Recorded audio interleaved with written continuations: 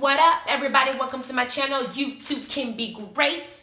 I'm here to do the Love and Hip Hop season 10, episode 5, X's and O's review. I'm gonna talk a lot of shit. Woo, shit, lots of shit. Let's go. So, the episode begins with Jennaske dealing with Rich because Rich wants to claim her as an artist.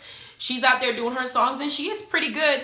I wouldn't put her on the level of Nicki Minaj or Trina or all those rappers that we know, Eve, Back in the Dance, whatnot. But she has talent. I think that with some practice, she can be nurtured because she is talented. The girl's pretty. She has the body for it. She can do well. Just don't put any fake asses, fake tits, fake nothing. But she's rapping. And I noticed that in this type of dynamic, Jennaske already made herself clear that she's not fucking fresher with a PH and she's damn sure not riding Rich's dick. So Rich has no choice but to actually focus on her talent and not her puss. So he's not going to treat her like she's the next DNA dumpster. So what he's doing is he's now trying to find ways to get her to sign with him, and get away from Fresher, knowing that Fresher is also noticeably going for her. But while she's doing this, after the song is over, Fresher comes walking in and she decides to check him in front of Rich. I kind of feel like this entire scene, low-key, she still wanted to be with Fresher because she said she has a history with him. She has a long history with wanting to see him succeed, believing in his process and his ability to really get there and be this popping person. So she wanted to stick with him, but she also wanted to show him that there's somebody else who's running after her. So if he didn't find some miracle and introduce her to some people that he has yet to meet, that she's going to go with Rich. However, when he showed up, he tried to check her. She said, "You need to control your bitch." And I'm sitting there thinking to myself, ho. There will never be a time, not in this generation, not in this life or the next, not in any form of any reality, or even when I'm, in some alternative universe, where somebody can look at my man and say, "You need to control your bitch," and they're referring to me, and this motherfucker's gonna sit up there and not defend my ass with every fiber of his being. Don't let nobody call me a bitch, try to pick a fight with me, number one. Number two, don't let nobody feel like they can say something about me to you, whether it's negative. They don't say nothing to me about you. Don't even bring my name out your mouth. First of all, she should not feel comfortable to even bring me up at all, because she should know that no matter what, even if I am wrong, you as my man would always have my back, and maybe behind closed door you can correct me, but for her, she cannot speak, and my name should be like blasphemy if she says it. And this heifer just said, "Hey, control your bitch." Rich is sitting here watching this little interaction going on, and he's not saying nothing because he wants them to fall out, because then it'll put Jennaske to his side and he can now get what he wants, because that's the artist that he thinks will make him some money, because obviously he thinks she's going to be the next Cardi B. So let's move on to the next one. We got Cyn and Jonathan karaoke, and Jonathan's like, "Turn, bitch." I'm like, "Yes, Cyn, turn, bitch. Let me see that ass shake, because you got a lot of it." And she is beautiful. She out there twerking on Jonathan. Jonathan's moving like he knows what to do with this woman's. I was like, "Jonathan, that ass in your face is not the type of ass that you want, but it's a whole lot of ass, and I hope to God you can handle it." But they're dancing, and Juju comes walking in, and Jonathan decides that she wanted Juju there so that way they can discuss what happened when they met up with Safaree last episode. I don't think I did a review last week for Love and Hip Hop, but I do remember Safaree during Erica's, I don't know if it was Jennaske's showcase or whatever show that she wanted to do. Safaree was there, and Safaree decided to bring up the fact to them, which I don't know what the purpose of this was, because it really didn't fit in. It just seemed like she was being messy, or she wanted to feel important or significant, or to somehow get the message to Cyn that no matter how many women that Joe ends up finding his penis in, he will always want her vagine, because they have a history, and that's the woman that he really wants and will always want. And it seems like every other girl that he chooses after Safaree has the same shape as Safaree. Look at Cyn and Safaree. They are shaped almost a damn Cyn with that ass and them hips, and he loves that kind of woman, and that's who he wants. So she ruined him for everybody. I'm sorry, Cyn, because when I do see them, they do have a lot of chemistry no matter what happens between them. So she brings it up that Erica is trying to hook her and Joe up, because clearly they see the chemistry that I'm seeing. He wants to tap that ass and she wants to sit on his face. And so she says it. So Jonathan and Juju are there to observe it. They hear it. Jonathan says he wants to make sure he says this correctly, because he was a little tipsy when he was talking to her and telling Safaree that she was a pawn. So Juju's there. They explain to Cyn Santana that Safaree and Joe are being hooked up and playing matchmaker by Erica Mena. And Cyn is my energy, because she says that Cupid needs to go ahead and shoot his arrow somewhere else, because obviously Cyn still thinks that at some point Joe and her will end up being together because they have legs. And of course, every person would want their family to stay together, but I think that she feels like maybe this is just a break. She's going to punish him. Maybe they've slept together even though they've broken up, and he's still stringing her along. But she's hoping that maybe Joe will tell the truth and come pursue her and will feel the brunt of losing her. She's not expecting Joe to go and then hook up with the same girl he's been in love with for years, whose vagina he's not going to be able to tear himself away from. Even if Cyn is the one that he also cares for, he's going to always want Tahiri to be there and to tap that ass. So she is a little bit threatened by that little information, but she doesn't want to show it, right? We got Safaree and Erica Mena and his t-shirts straight line to her face, because he basically invited Yandy to the wedding. He clearly knows that Erica Mena and Yandy are not really on good terms. They've been talking shit about each other in the past, back and forth. They haven't come to blows, but they've been talking shit, especially when Rich was involved. When Erica Mena was going with Rich, they were fighting. And so they don't have a good spirit. So to have her come to Erica Mena's wedding when they're not on good terms, even though she doesn't have a personal problem with Yandy, if we don't get along, we don't talk, bitch, I don't want you at my damn wedding. This is my nuptials. This is where I'm supposed to look in front of God and my family and tell people that I love this man. I don't want your ass there if I don't like you, bitch. You can just picture and pretend like you were, or even imagine that you were there, but you just will never actually get the factual events. But Safaree doesn't have a bad relationship with Yandy or Medici. They have a good relationship, and so he feels like he has a right to invite her, but he did it in kind of a covert way. If I did invite you, would you come? And Safaree's like, well, hell, that's a fucking invite. But why are you sitting in front of me telling me lying to me, telling me, oh, I just asked her if she would. What the fuck kind of bullshit is that? Being that Erica Mena is pregnant, she's very emotional. This is not the time to be playing those games. So it's, oh, I didn't really ask her to invite her. I just asked her if she might, if I did. That's so stupid. Anyway, we got Papoose and Remy meeting up, and Remy wants to pursue her music in Miami, where all the rappers like Trina and everybody else is, and she feels like that's the location where her creative genius is much more fruitful. And now that the baby's come, she wants to go out there and make music. But Papoos's career is also getting back on track. He said he put it aside when she went to prison to have her back. He kind of, supported his wife, black love and everything. Now that his career is kind of picking back up again, her career is also on the rise too. They have a newborn baby. They're reminiscing and trying to figure out what to do. Who's going to have the baby? Papoose wants the baby, but he can't breastfeed. Remy wants the baby, but she can't breastfeed while she's rapping either. So who the hell's going to have the baby? But they're discussing this as a couple, as they should, to come to resolution. The next thing we got is Fresher and the groupie slayer Jen meet up at her house, and it seems like she's packing all his shit up and she's moving away, and the storyline is the same. Fresher is an up-and-coming rapper who's been with this girl since he was 6 years old, since his balls dropped, basically. And in the time that he was maturing, I'm sure that during those age brackets, he did a lot of cheating, because he was probably at some point a horny-ass teenager and a horny-ass man, and wanted to stick his penis in everything with the pulse, just to try all these things he could without hoping to God he don't catch an STD. But in the years that she's been going through that, she was with him on and off. So she knows him to be a cheater.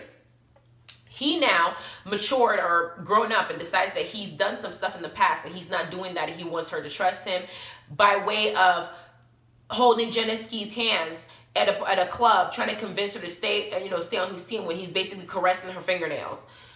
Boy, bye. The way that I look at this is, I look at this from two perspectives. One, if you know that the man's a cheater and you take him back, you have to understand that you're opening yourself up to having to live in a situation to where you're always going to be worried or concerned about every time that he walks out the door, if his penis is being stuck in and out of some other little dumpster or some other little thought box, and it's not you, and you have to find out later on. Number two, even if he says that he's changed, there's the hurt there that you're probably never ever going to forget or get over. So you're constantly going to keep holding him accountable for the things that he did in the past, even maybe if he wasn't doing anything. At the same time, the person who does the cheating needs to be aware to stay 5 feet or so, arm's length, whatever, away from whoever it is, the opposite sex or whatever it is they're attracted to that might make your partner feel some type of way, in order to build that trust back up.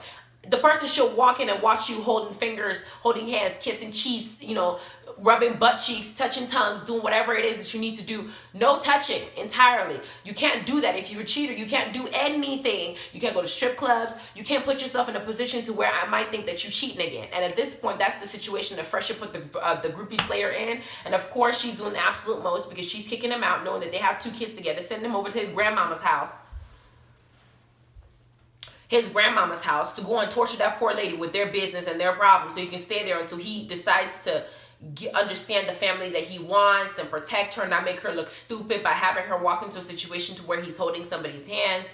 I don't feel sorry for her. I feel bad for saying this, and I might be a cold ass bitch for saying it, but I'm just saying, I don't feel bad for her, because I feel like if you choose to be with somebody that has cheated, you understand what I'm saying? Not once, not twice, but what I'm getting at was this happened multiple times. You've now accepted something, you know, and you have to be prepared to really look at the person and see the type of person that they are. Are they flirtatious by nature? Are they like this by nature? And you either have to learn their love language and learn to adapt, or let the relationship go. Because Fresher touching her hand, I thought it was foul as hell, because I don't want you touching nobody. At the same time, this is not a behavior he's not exhibited before. He's gone further than touching her hand. So what you want to do you want to let him go and start over with somebody else? Or are you willing to work on it, but kick him out every other day? And when you have 2 kids, it's just not the way to go. Either y'all stay in the same house and work it out, or you let him go and go stay in his grandma's house and bother her ass. Anyway,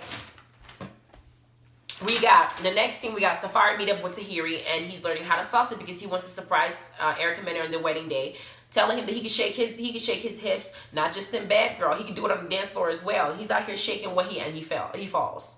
And Tahiri's out there with her little curvy self doing what she's gonna do, and she basically checks Safaree and says, listen, it's not necessarily that you invited Yandy.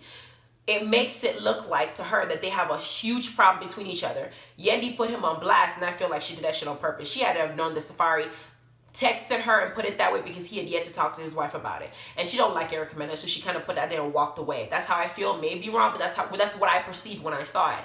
But Tahiri lets him know that in a relationship, nobody on the outside can come to your partner and tell them anything that you should not already have, you know, they should not already know. I should never be in a situation to where some heifer or whoever it is, male or female or whatever, can come up to me and tell me something that you have done that I don't know. Because what it looks like is I'm just in shock with them. The way I look at it, because I told my man this, I'm not condoning this. Please don't sit up here and go do this in your real life, because this is allegedly. If my man allegedly murdered somebody, I better be the first person to know, motherfucker. You better tell me what you did, how you did it, why you did it, and what the reason is. Because if somebody else comes up to me and tells me that you did it, I might be on their side and throw your ass in jail and maybe make sure you get the highest punishment because you didn't make me look stupid out here. I'll be just as shocked. If somebody comes to question me and they're telling me, oh, did you know? I'll be like, oh, well, he was here yesterday. He was here at 3 o'clock. At 2 o'clock, he disappeared for about 5 hours. I'll be telling all your business. But if you at least have the decency to give me the heads up, I might be like, you know, I plead the fifth. But your ass is out here making me look stupid because somebody's telling me something that you did that I should not have known. Now,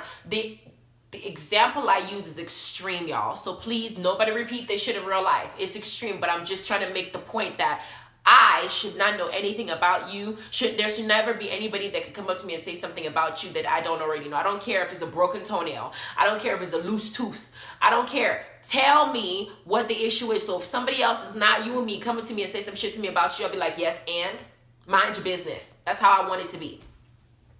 The next thing we got Cyn singing in the studio, and while I love Cyn, I do not believe that singing is her where her future is, girl. Not when people like Beyonce are out here. Not when people like Sierra are out here. Not when people like Kim Michelle are out here. Not when people like, hell, even Olivia, that's not on the show right now, are out there. Your voice is not to the point where I feel like it's girl, no. I feel like her voice is auto-tunable.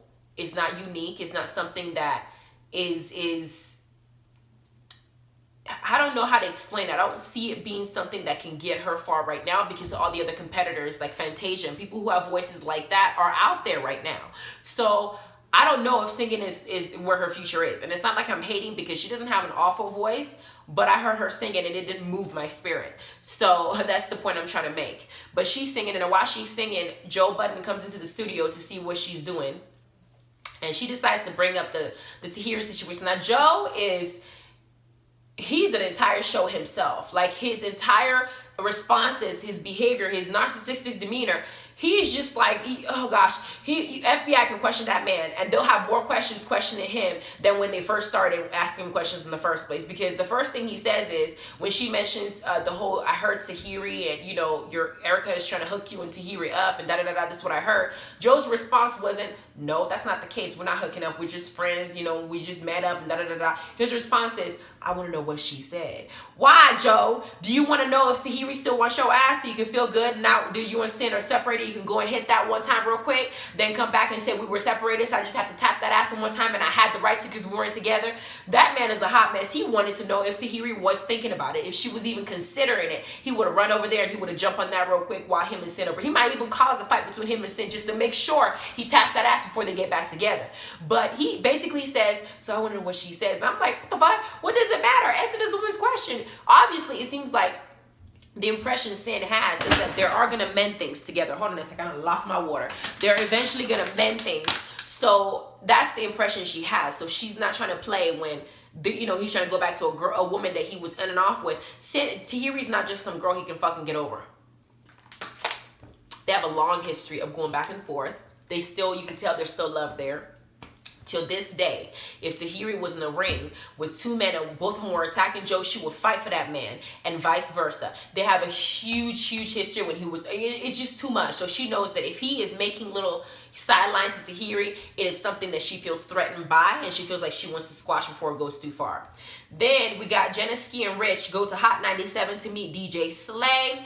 Jennaske does a little bit of rap number on the radio 97 and Hot 97. Rich lets her know that he has put out 2 things. He's had people come see her in her showcase that are worth something. He's brought her to this radio show. He's genuinely investing in her future. He's not going to do it for free, but you need to sign that paper. You need to sign that contract. You need to do it with the quickness, okay? And she lets him know that even though she feels like she owed something to Fresher, she wants to move her career forward and she wants to go by what she's seen. And this man tells her that she's finna sign her life away. I'm thinking to myself, damn, is this another Stibby? Stibby, you can't have her sign her life away because Stibby did the same thing to Jocelyn when she was on Love and Hip Hop Atlanta. He had her sign her life away, and it took forever for her to get out that damn contract. So Jennaske, you better read that contract with a fine-tooth comb and take that shit to a lawyer, because this man straight up said he's going to sign your life away, and I believe he's going to make you do so. Because right now, he's looking at Jennaske. She is talented, and he's looking at dollar signs. And now that he's, he doesn't have anybody he's working with, Olivia's not around. She was I think, another artist that was really talented. Johnny Blaze was talented, but her attitude was just going to be her downfall. But she was very talented. There's only a few people I think he's worked with that are worth something. And I think Jennaske is one of the people that he feels are worth something. Then we got Safaree and Erica Mena meeting out. Safaree wants to apologize in a big way. And so he does what every other man with money does. Rents a penthouse, has a bunch of flowers, buys expensive gifts, throws it in her face, apologizes, gets down on one knee. And I'm thinking, gosh, he's going to eat her out now. It's a perfect view outside. It's dark, ain't nobody there. The dress she has, you could just hike that stuff right up. I just feel like I want to watch them go at it because I feel like they're really getting it in. Because after this whole thing and she forgets him, she says she wants him and he's over here smacking her big ass and she's going inside and her ass is out. Erica Mena has the beautiful shape, pregnant or not. I love that girl. She's very beautiful the way that she is. And I really like them together. I hate to say it. I don't know if their relationship will last. Honestly, I don't see it lasting. I just don't. But I do like seeing them together when they are happy. We got Cyn, Jonathan, and Erica finally meet up. And here is the moment of truth because Cyn goes and tells Erica that she didn't heard that Erica Mena is trying to hook Tahiri and Joe up and it's messy as hell because she's her ex. And she, as her ex, she's trying to hook up her current ex with his old ex, and she's not here for it. Now, I understand Cyn's pain and what she feels like because she wants to preserve her family, but I may, again, be saying the wrong thing, but here I'm going to take Erica's side to the fullest on this decision because guess what? Cyn said a lot of shit about Erica Mena.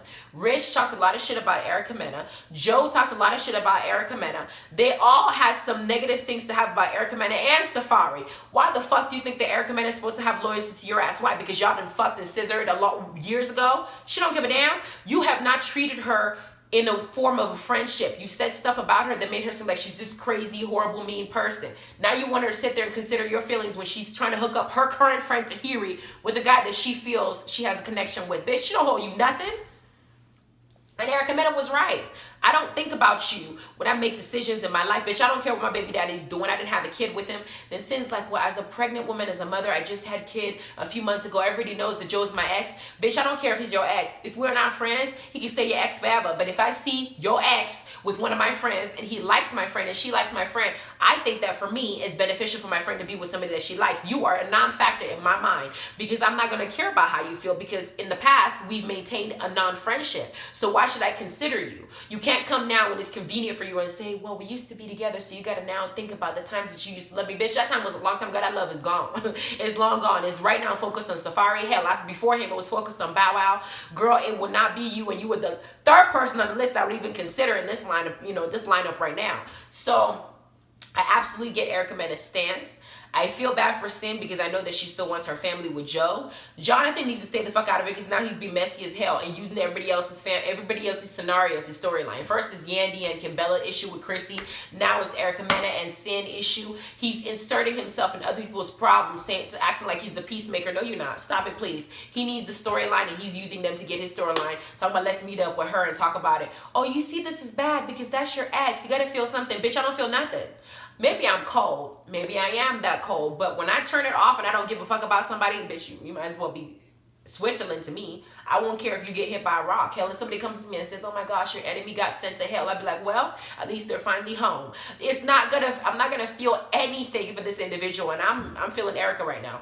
I guess Cyn got the point that her tears and her cries and maybe her emotions that she would express prior in the past to Erica Mena to stop her from doing something to her that she didn't like doesn't work anymore. She realized that. Them tears got back in real quick. It just ran back into her tear ducts, and she got up and took a phone and walked away saying she's trying to check on her baby because she realized that Erica Mena wasn't going to give her what she wants. And that was that. So that is how the episode ended, and I was very much enjoying every moment of it. It was eventful enough for me to sit up here and enjoy this review, and I hope you enjoy it too. So you guys have a good evening, and check out my Love and Hip Hop Miami review for the premiere because I will be talking about that too, and I can't wait. Jocelyn's back. Stibby, and Stibby is gone. I want to talk about it. Love y'all. Bye.